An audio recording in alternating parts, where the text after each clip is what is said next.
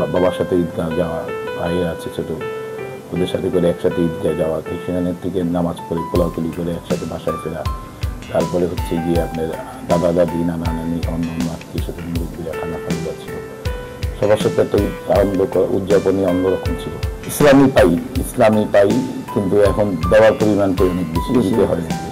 স্বৈরাচারবিহীন বাংলাদেশে ঈদ করবো সবাই একসাথে, এবং এবারে ঈদ যেভাবে যাচ্ছে ইনশাল্লাহ আগামী ঈদে হয়তো আশা করি কোরবানির ঈদ কিংবা পরবর্তী ঈদে আমরা আমাদের ভারপ্রাপ্ত চেয়ারম্যান জনাব তারেক রহমানের সাথে একসাথে ঈদ উদযাপন করবো। ঈদের দিন নামাজ পড়বো কোথায়, আগের দিন রাত্রেও নিজেরা জানতাম না যে কোথায় ঈদের দিন নামাজ পড়বো। চেষ্টা করেছি দূরে কোথাও গিয়ে যেখানে আমাদেরকে মানুষ কম চিনে, কম জানে, আমাদের সম্পর্কে মানুষের ধারণা কম, এই সমস্ত জায়গাতে গিয়ে বাবা যখন জীবিত ছিল বাবার সাথে, বাবা তো নাই, আল্লাহ তাকে নিয়ে গেছে, পরপারে চলে গেছে, তো ভাইদের সাথে করে আত্মীয় স্বজনদের সাথে এই মসজিদে আদায় করতে, যে মসজিদের মধ্যে এই লোকালিটিতে আমাদের একটু পরিচিতি কম।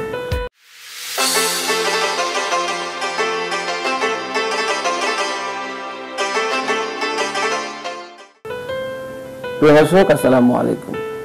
ফ্ল্যাশ টিভির পক্ষ থেকে সবাইকে জানাচ্ছি ঈদের শুভেচ্ছা। ঈদ মোবারক। ঈদ মানেই আনন্দ, ঈদ মানেই খুশি, ঈদ মানেই একে অপরের সাথে আনন্দ ভাগাভাগি করা।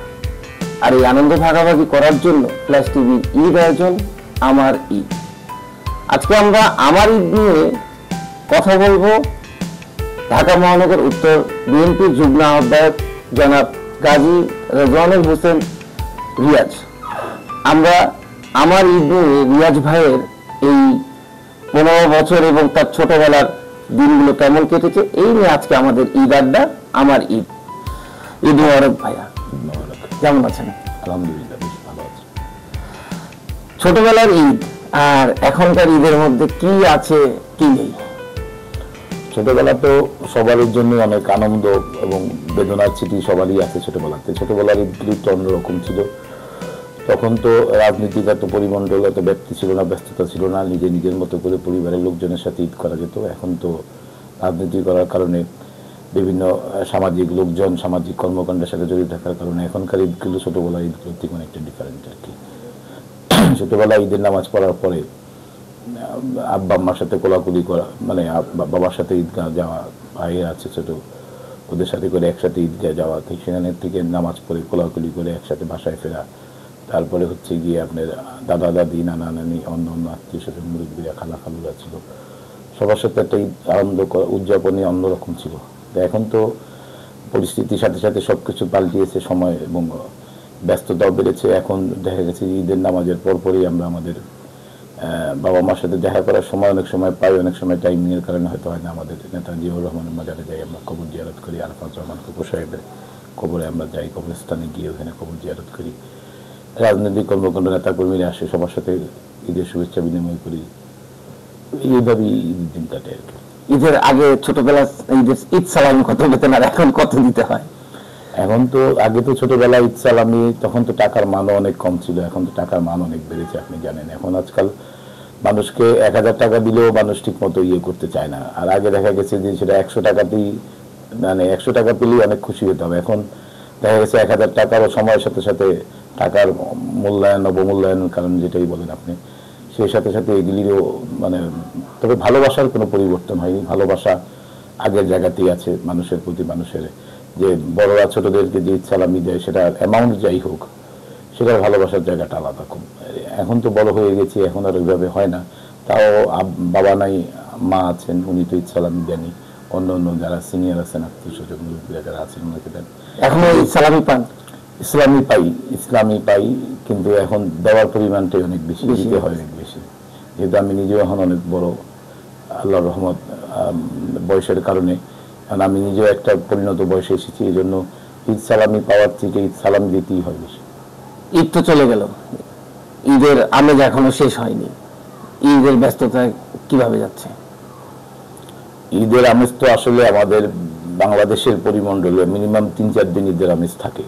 ঈদের দিন পরে ঈদের যে স্বাভাবিক কাজকর্ম করার কাজকার ছাড়ার পরে ঈদের ব্যস্ততা আরও 3-4 দিন থাকে। ঈদের পরের দিন আমরা আমার বাসায় আমাদের দলীয় নেতাকর্মী যারা, ওদেরকে আমন্ত্রণ জানিয়েছি। ঈদের দিন যেহেতু সবার তার পারিবারিক ব্যস্ততা থাকে এবং রাজনৈতিক কিছু কর্মকাণ্ড আছে, এগুলো সারার পরে ঈদের পরের দিন ইনশাআল্লাহ ওরা সবাই আসবে। আসার পরে ওদের সাথে ঈদ শুভেচ্ছা বিনিময় করবে, কুশল বিনিময় করবে। পরে আমাদের মহানগর বিএনপির পক্ষ থেকেও ঈদ শুভেচ্ছা বিনিময়ের আয়োজন করা হয়েছে পরবর্তী সময়ে, পরের দিন। এই 2-3 দিন তো এগুলি নিয়ে ব্যস্ততা আছি, সিনিয়রদের সাথে একটু দেখা সাক্ষাৎ করা, এগুলি নিয়ে ব্যস্ততা। আনন্দের বিষয় হচ্ছে যে আমাদের দেশনেত্রী বেগম খালেদা জিয়া এবং আমাদের পার্টির ভারপ্রাপ্ত চেয়ারম্যান জনাব তারেক রহমান সাহেব অনেক দীর্ঘদিন পরে ওনারা মা ছেলে একসাথে ঈদ করবেন, এবং আমরাও ইনশাআল্লাহ আমাদের পরিবারের পরিজনের সাথে নতুন বাংলাদেশে, স্বৈরাচারবিহীন বাংলাদেশে ঈদ করবে সবাই একসাথে।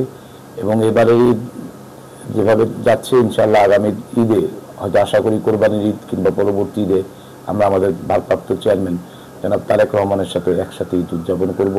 আমাদের দলের প্রত্যেকটা পর্যায়ের বিভিন্ন পর্যায়ের নেতাকর্মী যারা উন্মুখ হয়ে আছেন আমাদের নেতার সাথে একসাথে ঈদ উদযাপন করার জন্য, উনি দীর্ঘ বছর দেশের বাইরে আছেন।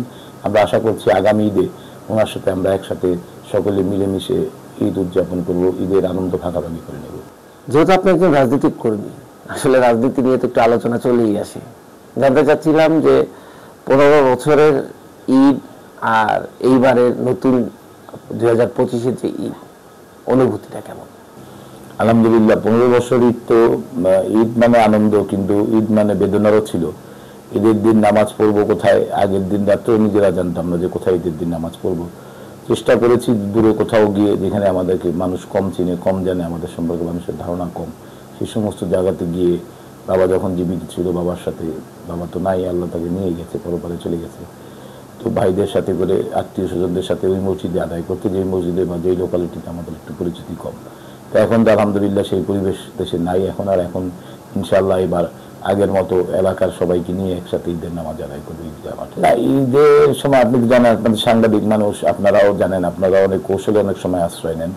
যেমন ঈদের সময়টাতে দেখা গেছে যে কোনো এক সময় হয়তো কোনো এক ফাঁকে গিয়ে 5 মিনিটের জন্য মায়ের সাথে দেখা করা, মায়ের সালাম করা, বাবার সাথে দেখা করা, এদের সাথে দেখা করা, ভাইদের সাথে দেখা করা, আত্মীয় স্বজনের সাথে দেখা করা, কোনো এক সময় হয়তো জানিয়ে দিতাম না, ওনারা দেখি আমাদেরকে অবাক হয়ে যেত, আমাকে দেখে অবাক হয়ে যেত যে আমি এই সময় চট করে চলে আসছি, 5 মিনিট 7 মিনিটের মধ্যে আবার বেরিয়ে চলে যেতাম। এর মধ্যে হয়তো পুলিশ খবর পেলে ওরা হয়তো আবার বাসা ঘিরে ফেলতো, পুলিশ বাসায় চলে আসতো আর কি। তো এইভাবে চোর পুলিশ খেলার মতো ছিল আর কি, যেটা বলা যায়। আমরা জানি যে অন্তর্বর্তীকালীন সরকার একটি নির্বাচনের সম্ভাব্য সময় জানিয়েছে। আপনার কাছে কি মনে হয় যে এই সময়ের মধ্যে নির্বাচন দেওয়া সম্ভব? দেখেন, বর্তমান দেশের যে পরিস্থিতি, দ্রব্যমূল্যের একটা অসহনীয় গতি আছে, মানে স্বাভাবিক স্থিতিশীল পরিবেশ যেটা, সেটা দেশে বর্তমানে বিরাজমান নাই। দেশের জনগণ অনেক বছর ভোট দিতে পারে না, দীর্ঘ 17 বছর তারা ভোট বিমুখ ছিল। এখন তারা ভোট দিতে চায়, ভোট দিয়ে তাদের নির্বাচিত একটা প্রতিনিধিকে তারা সংসদে পাঠাতে চায়, যে দেশের কথা বলবে, জনগণের কথা বলবে। এই নির্বাচন ছাড়া এই নির্বাচিত প্রতিনিধিতে নিয়োগ করা সম্ভব নয়। নির্বাচিত প্রতিনিধি যদি নিয়োগ না হয়, প্রশাসক নিয়োগ করে যে সাময়িক যে ইয়েটা কাটানো যায় দীর্ঘমেয়াদীতে, সেটা করা সম্ভব না। অর্থাৎ দেশে একটা দ্রুত ইলেকশন দরকার, যত দ্রুত সম্ভব। আমরা তো মনে করি যে দেশের এখন যে পরিস্থিতি, ডিসেম্বর পর্যন্ত না গিয়ে ডিসেম্বরের আগেও নির্বাচনটা দিলে দেশ দ্রুত আরো, জুনের মধ্যে তারা বলেছে আগামী বছর জুন ধরে করেছে, কিন্তু আগামী বছর জুন তো অনেক লম্বা সময়। তা আমরা মনে করি যে না, আগামী বছর জন্য প্রয়োজনীয় সংস্কার সেরে যতটুকু দরকার, সংস্কার একটা চলমান প্রক্রিয়া। আপনারা জানেন যে মানুষের জন্ম থেকে মৃত্যু পর্যন্ত যেমন মানুষেরও সংস্কার হয়, মানুষ ধাপে ধাপে পরিণত হয়, তেমনি রাষ্ট্রীয় একটা রাষ্ট্র পরিবর্তনের কোনো শেষ নেই, তার সংস্কারের কোনো শেষ নেই। ধাপে ধাপে যুগে যুগে এটা সংস্কার হবে, আধুনিকায়ন হবে। সংস্কারের সাথে সাথে যত দ্রুত নির্বাচন হবে, একটা নির্বাচিত সরকার এসে সংস্কারটাকে আরো দ্রুত দাবিত করবে, আরো দ্রুত আমরা সংস্কারের দিকে এগিয়ে যাব। আমাদের অনেক কাজ বাকি আছে, বিগত সরকার আমাদেরকে অনেক পিছনে নিয়ে গিয়েছিল, পিছন থেকে সামনের দিকে অগ্রগতি হতে হবে। থেকে আমাদের কাজগুলো, অসমাপ্ত কাজগুলো আমাদের একটা নির্বাচিত সরকারের মাধ্যমে সমাপ্ত করতে হবে। ধন্যবাদ আমাদেরকে ঈদের মধ্যে এই সময়টুকু বের করে আমার ঈদ অনুষ্ঠানে সময় দেওয়ার জন্য। ধন্যবাদ আপনাদেরকেও, আপনারা কষ্ট করে এসছেন। আমরা আশা করি আমরা সাংবাদিক এবং আমাদের রাজনীতিবিদদের মধ্যে আরো মেরুকরণ, আরো বন্ধন হবে, আরো সুদৃঢ় হবে। আমাদের পরস্পরের প্রতি আস্থা রেখে আগামী দিনে নতুন বাংলাদেশ গড়ার যে আহ্বান জনাব তারেক রহমানের, সেখানে আমরা ঐক্যবদ্ধভাবে হাতে হাত রেখে কাজ করব। জনগণকে সাথে নিয়ে আমরা ইনশাআল্লাহ একটা নতুন বাংলাদেশ। প্রিয় দর্শক, এতক্ষণ আমরা কথা শুনলাম গাজী রেজওয়ানুল হোসেন রিয়াজ, আমরা রিয়াজ ভাইয়ের এই 15 বছরের ঈদ কেমন কেটেছে, বর্তমান সময় ঈদ কেমন কাটছে, এই নিয়ে আমাদের একটি ঈদ আয়োজন আমার ঈদ। প্রিয় দর্শক, আমার ঈদ অনুষ্ঠানটি আপনাদের কাছে কেমন লেগেছে অবশ্যই আমাদেরকে কমেন্টস করে জানাবেন। আবারও ঈদের শুভেচ্ছা জানিয়ে আজকের মতো এখানে বিদায় নিচ্ছি। সবাই ভালো থাকবেন, সুস্থ থাকবেন। আল্লাহ হাফেজ। ঈদ মোবারক।